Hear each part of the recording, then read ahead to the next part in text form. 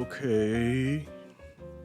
当我们讲到就是军表的时候，你们会想到的是美系的军表模板，比如说 Benrus Marathon， 还是英系的模板。我觉得8、9不离十，应该也会有人讨论到这个 CWC， 也就是这个 Cabot Watch Company。OK， 那大家简称，全世界简称都是 CWC。那他们最有名的 W10 跟 G10。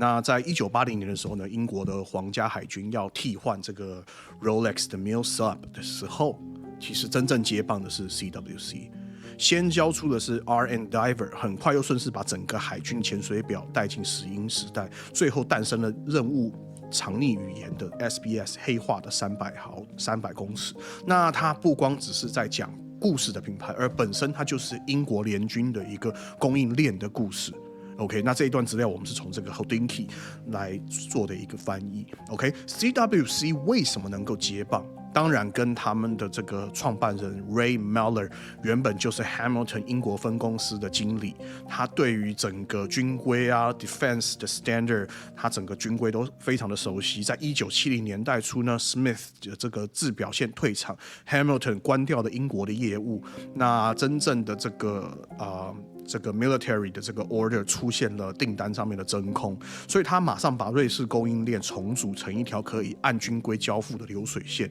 就从最经典的 W10 RAF 计时一路接上。这是供应链的一个事业，它不光是工坊式的一个浪漫。那今天我们就用3把刀来让大家了解 CWC Cabot Watch Company 的这个年表跟军方的关系，还有军规语汇的设计，它的代表作跟整个被误传之间的成型。那中间我们会插一小段这个 Marathon 跟 Benrus 的横向对比。那喜欢军规跟工具逻辑思考的朋友，记得一样帮 Jimmy 按赞。不对，你们就算不喜欢这个影片，你们都已经看到这边了，你们不按赞订阅开启小铃铛，留言说一下你们手上的这个 Seiko 是不是军表呢？还是说你们真的也有 CWC 的？我觉得把它的背面的这个贝壳拍个照丢上来，我们一起来解码吧。OK， 我们来看看这个表到底是多有历史。OK， 那当然这个表到现在也都是买得到的，我觉得还蛮棒的。OK，1970年初呢，这个 Meller 他创造了 CWC， 也就是我们这个 Cabot Watch Company。我们接下来的这个整个影片，我们都以 CWC 来做介绍。它承接了 W10 的机械通用以及 RAF 的双眼计时这种complex design 的这种稳住了这个英国军队的这个腕表供应。那这背后 Smith 的这个退场跟 Hamilton 英国部门收掉之后，整个供应链出现了一段时间的断裂。那 Meller 凭借着他先前在主导英国 Hamilton 的这个军方合作的这个 contract 的合约经验，直接把瑞士供应链的机芯表壳直接装配串起来，做成了一个符合规定、可以量产、可以维持一定品质的一个体系。直到1980年这个非常关键的大年，其中呢G10 石英款正式登场，被官方叙述为英军的第一批石英的配发表。那早期的过渡版本沿用比较厚的壳，那厂家称为叫做 Fat Boy Quartz， 就是胖男孩。那第二呢，就是 CWC 的 R&Diver 上线，接替了 Rolex 的 Millsap， 成为皇家海军的配发的标准表。OK， 那自动版本呢？它只有在1980到81年这2年。那因为任务效率跟维修成本，所以后来全面转向石英。所以这个短短的机械窗口呢，就变成了古董市场它非常高身价的来源之一了。OK， 那直到1983年起呢，皇家海军潜水表全面的石英化，可靠、准确度、后勤全部一把抓。让整个的手表的稳定性达到了一个全新的高度。1987年到1988年，由皇家英国海军的这个陆战队 SBS 的这个任务需求，催生了 SBS 的催化的这个黑化的300密石英表。那关键的语汇黑化，整个雾面的这个黑化可以降低反光，那有固定感，全刻度外圈。那这一些黑化的谱系延续配发了30年以上，到现在都是英国特种部队的这个符号之一。那直到1980到2000年 G10， 我们刚刚讲 G10 已经成为了这个英国军队的日常的工具表的象征。那官方对外也保守估计供应量在这个20万以上，20万只以上啊。所以基本上1991年啊，光一年供应皇家海军就高达22000枚。那这个级别完全都不是所谓的小众，就是它已经超越小众的范畴。到了2000年啊，它开始把商用变成了推向了民用市场，那转向了成本导向，所以这个 CWC 它的市场逐渐开始怎么讲，规模开始放大。那到后来呢，品牌由这个 Silvermans 接手，完全走向了真正的民用延续生产的策略。所以它到后来就开始让大家都可以买得到。那 W10 跟 G10 的 General Service， 它的核心并不是以漂亮，它存在的目的不是以漂亮，是以可读性、可靠跟可维护三个大三角形去串成的。OK， 那它有这个有这个我们知道的这个 Super Luminova， OK， 然后有这个扩建的这个 Arrow 的这个指标，这就是军表的一个固定的一个 logo。你们大家如果有看007的话，大概就知道 Daniel Craig 在里面戴的那个限量版的那个007纪念表，它里面就是有这个军规的这个箭头。那它重点是它的表壳用的是固定杆，而不是用一般的这个弹簧棒。所以它基本上它是更任务导向，然后配搭这个 NATO strap， 然后一切都是在以任务为做需求。那直到后来82年之后出的 G10 的 Slim Case， 有一个关键的设计被大家都不怎么讨论到了，就是我们讲的电池舱盖。军用的军官他必须要拿一个 penny 或者是一个 quarter 一个硬币，他就可以更换电池，所以他必须要把这些维修周期里面会碰到的问题简化，所以他必须要把后勤的流程直接做产品结构化的一个简化。那他用的这个叫做 Battery Hatch 这种概念，就是一个很棒的设计。OK， 那1980年是 RN Diver， 然后到1987年的 SPS， 我觉得它整个视觉都非常非常的鲜明，369面，然后有 Big Triangle， 然后渐行针，然后全刻度的单向外圈固定杆，然后那当然我们刚刚讲的自动机械版只有整2年就马上进入了这个全石英的时代。那至今啦，这个品牌在石英版或者是这个古董的这个机械版，仍然是大家在追捧的一个很棒的一个经典的作品。那到后来呢，这个双眼计时就是我们讲的，就是他用的是这个7733不对称护肩，这个叫做我们讲叫做 bicompax 的布局，就是左右2个眼睛的这种设计。那当然了，这个就是也是 CWC 非常经典的一个这个面盘的一个配置。我觉得到现在为止大家必须要说的就是 CWC 在接续了这个 Rolex 的整个设计之后，它到现在其实它整个设计的味道还是非常非常非常的棒。我觉得真的不是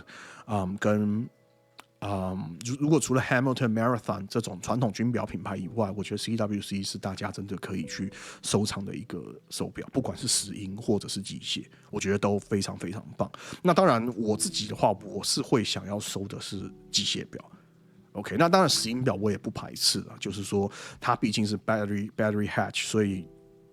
它基本上就是亚克力。那当然就是说它虽然容易刮伤，但是你们不要忘记，亚克力可是可以抛光的。OK， 所以它其实是很务实的一种设计。那最后当然就是它的电池舱盖 Battery Hatch， 你换电池基本上就是一个很简单的一个方法。OK， 那我觉得整个不管是机芯或者是到后来就是一开始机械到后来的这个石英，我觉得它在整个80年代用瑞士的制表供应链去供给这个英国的军队，我觉得真的是对皇家海军的整个任务需求，从83年啊，比如说石英的 RN 接棒，整个提高了它的可靠度跟后勤的这个维修效率。那到后来出现这个黑色的 PVD 版本，加上300米的防水，我觉得更是把这种光学反射的管理做到很具体量化的结构跟面盘上面，让整个军队在执行任务上面的时候，其实是更加的更 OK 的。OK， 那延续就是我们刚刚讲到，就是说，其实这个品牌的在前身它是劳力士的这个 Milsub， 就是我们讲的就是有点像 Explorer 1代的369，那它后来也是有做这个 Military Watch， 也是做这个369，所以其实还是可以去看到有原本劳力士的那一种影子。OK， 那当然以前的那一种劳力士那个真的是可遇不可求，我必须说那真的 Milsub 真的是劳力士非常非常漂亮的一个不锈钢表，真的非常的有味道。OK， 那我觉得现在即便是许多厂家在推的这个 CWC 的圣杯啊，就是所谓的最屌不能讲最屌，最厉害的这个 Cup， 就是说它的理由不是浪漫，而是因为它的供应期就是我刚刚讲的80年到81年，它是接棒劳力士 Milsub 的历史位阶。OK， 那到近年 CWC 也有推出1980 Royal Navy Diver Reissue 的自动计时块，所以如果真的想要满足当年没有办法去收到古董表的朋友，我觉得就协同论这个致敬延续原型的生产版，当然不是当时的军配的配发版。如果是军队的配发版的话，后面它就会有刻这是第几期的是什么 contract， 是什么时候生产的，那个会非常非常的有价值。不过如果你真的是想要就是那种任务感，抓了就走，我觉得这个版是真的可以选择的。而且假如说你们如果更不介意的话，我觉得想要更日常一点的话，10英版我非常的推荐。那G10 的玩法呢，在于年份跟它的背刻。OK， 那里面它可能会写 W10 6BB 0552，类似就是它前面第一个是